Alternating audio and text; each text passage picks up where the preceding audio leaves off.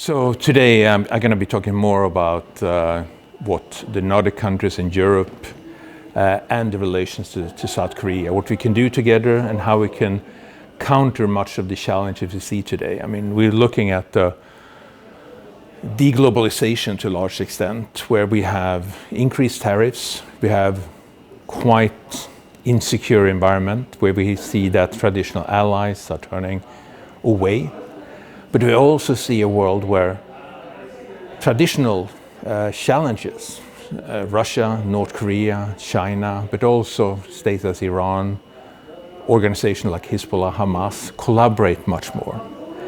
And here I think that the Nordics and Europe are very much a traditional or new allies with each other. These are states that are looking at the liberal economy, multilateralism, global governance.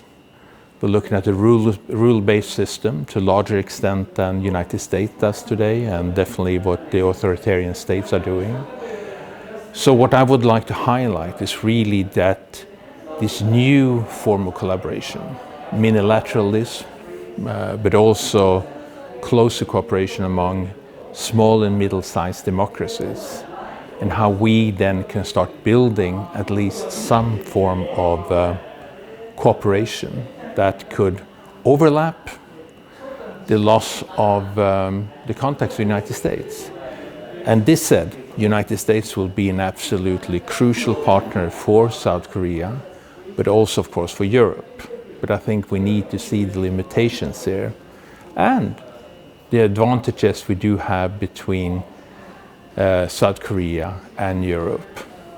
And of course, for South Korea specifically, I think the Nordics, and maybe particular than Sweden, will be useful, because what we see is a more assertive North Korea, DPRK, with increased military capabilities due to its engagement in the Russian invasion of Ukraine, but also the technology transfer from Russia into Pyongyang.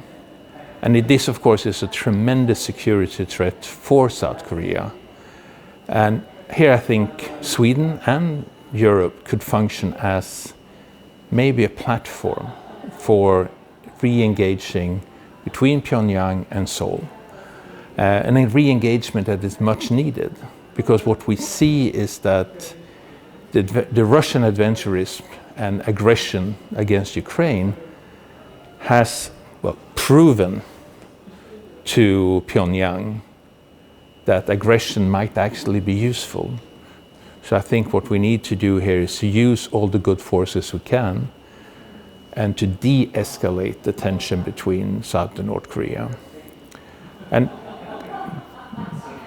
Sweden and Europe can function as a platform in this regard.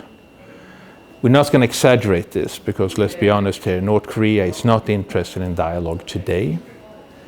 But at the same time,